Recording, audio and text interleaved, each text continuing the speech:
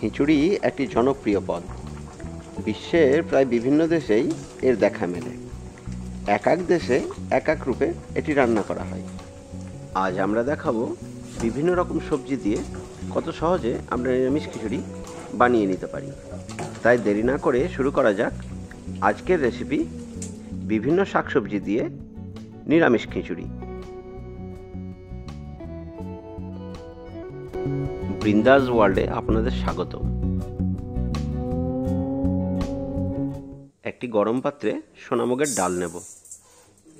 এবার সেটা শুকনো কড়াইয়ে খুব ভালোভাবে নাড়াচাড়া করে ভেজে নেব। সোনামুগের ডালটা খুব সুন্দরভাবে ভাজা হয়ে গেলে দেখবেন এতে খুব সুন্দর সুগন্ধ ছড়াবে। তখনই বুঝে নিতে অসুবিধা হবে না যে এই সোনামুগটি সুন্দরভাবে ভাজা হয়ে গিয়েছে। টুকরো করে কেটে রাখা আলুগুলো গরম তেলে খুব সুন্দর করে ভেজে নেব। টুকরো করে কেটে রাখা গাজরগুলো দিয়ে দেব। খুব সুন্দরভাবে নাড়াচাড়া করে আমরা গাজর এবং আলুটা ভাজতে থাকব।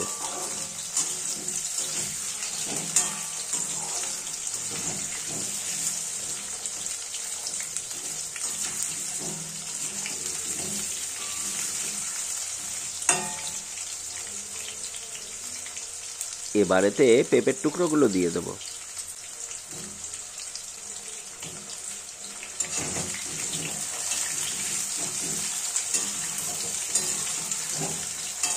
সব কিছু একটু ভালোভাবে নাড়াচাড়া করে নিয়ে এতে আমরা পরিমাণ মতো হলুদ দেব।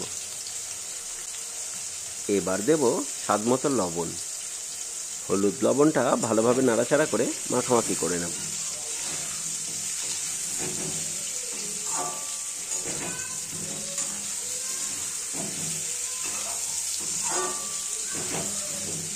গাজর, হলুদ ও পেঁপে ভাজা হয়ে গিয়েছে।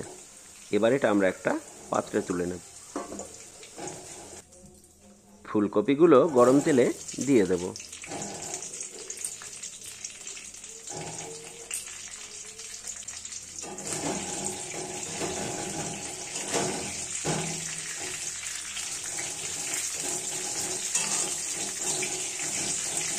তেলের ভেতর একটু নাড়াচাড়া করে নিয়ে এতে আমরা একটু হলুদ দেব।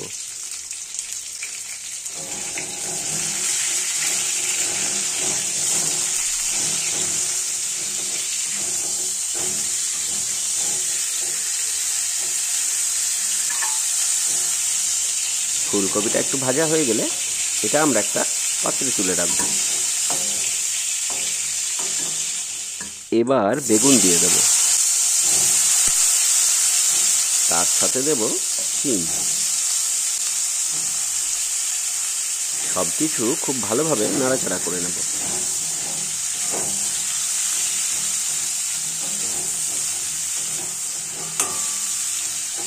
এবার তাতে আমরা দেব হলুদ।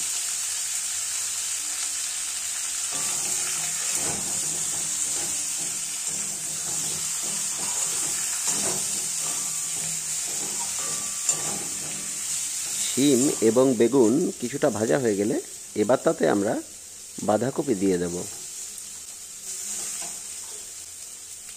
শিম এবং বেগুনের সাথে বাঁধাকপিটা খুব ভালোভাবে মিলিয়ে মিশিয়ে নেব। শিম, বেগুন এবং বাঁধাকপিটা ভালো মতো ভাজা হয়ে গিয়েছে। এবার এটা আমরা একটা পাত্রে তুলে নেব। একটি হাঁড়িতে চাল নিয়ে নেব।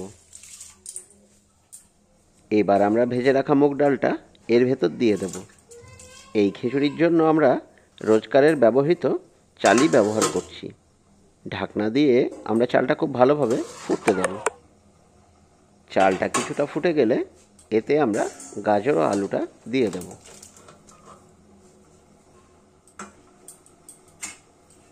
সব কিছু খুব ভালোভাবে নাড়াচাড়া করে নেব এবং ভালোভাবে এটা ফোটাতে থাকব। এবার এতে আমরা স্বাদ মতো লবণ দেব আর দেব পরিমাণ মতো হলুদ। হলুদ ও লবণটা ভালোভাবে মিলিয়ে মিশিয়ে নেব।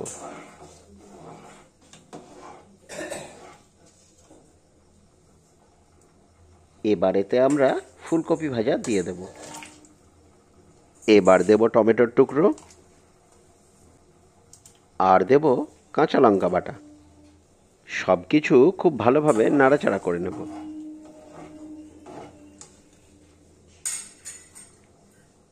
চালটা খুব ভালোভাবে ফুটে গেলে এবার আমরা তাতে দেব বাঁধাকপি, শিম ও বেগুন ভাজা। আবারও সব কিছু ওপর নিচ করে ভালোভাবে নাড়াচাড়া করে নেব।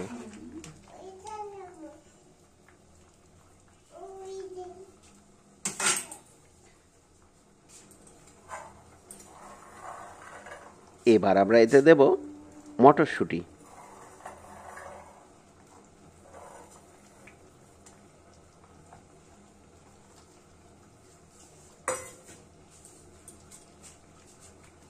ভালোভাবে নাড়াচাড়া করে নিয়ে এটা আমরা খুব ভালোভাবে ফুটতে দেব, যাতে সমস্ত সবজি ভাত এবং ডালের সাথে মিলেমিশে একাকার হয়ে যায়। খিচুড়িটা খুব সুন্দরভাবে ফোটা শুরু হয়ে গেলে এবার তাতে আমরা সিদ্ধ করে রাখা ছোলার ডাল দিয়ে দেব। আমাদের ভিডিওগুলো কেমন লাগছে অবশ্যই মন্তব্য করে জানাবেন। আর আমাদের চ্যানেলে যদি নতুন হন তাহলে অবশ্যই আমাদের চ্যানেলটি সাবস্ক্রাইব করে নেবেন, তাহলে নিত্য নতুন ভিডিওগুলো খুব সহজেই পেয়ে যাবেন। আর আমাদের ভিডিওগুলো যদি খুব ভালো লাগে তাহলে অবশ্যই এটা বন্ধুবান্ধবের মাঝে শেয়ার করতে ভুলবেন না। খিচুড়িটা খুব সুন্দর রূপে ফোটা শুরু হয়ে গিয়েছে। আমরা এবার এর জন্য একটা মশলা প্রস্তুত করব। গরম তেলে 5 ফোড়ন দেব, শুকনো লঙ্কা দেব, আদা বাটা দেব, জিরে বাটা দেব। এবার সমস্ত কিছু খুব ভালোভাবে নাড়াচাড়া করব এবং কষতে থাকব।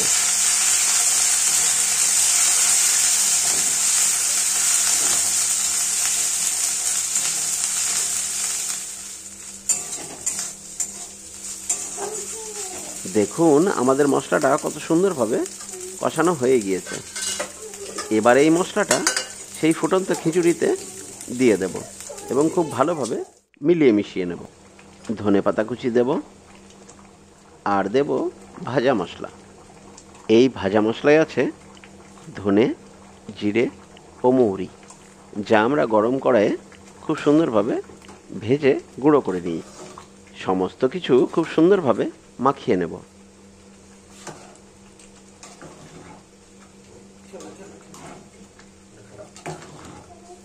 খিচুড়িটা যখন প্রায় হয়ে এসেছে এমতো অবস্থায় আমরা এতে গাওয়া ঘি দিয়ে দেব।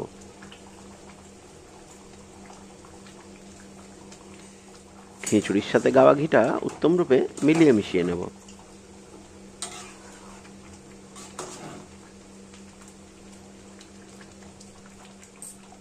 বিভিন্ন ধরনের শাকসবজি দিয়ে নিরামিষ খিচুড়ি প্রস্তুত হয়ে গিয়েছে। এবার এটা পরিবেশনের পালা। বিভিন্ন সবজি দিয়ে এই খিচুড়িটি আপনারাও বাড়িতে একবার বানিয়ে দেখুন, দেখুন খুব ভালো লাগবে। আর এটি স্বাস্থ্যকর তো বটেই। সুস্থ থাকবেন, ভালো থাকবেন এ কামনাই করি।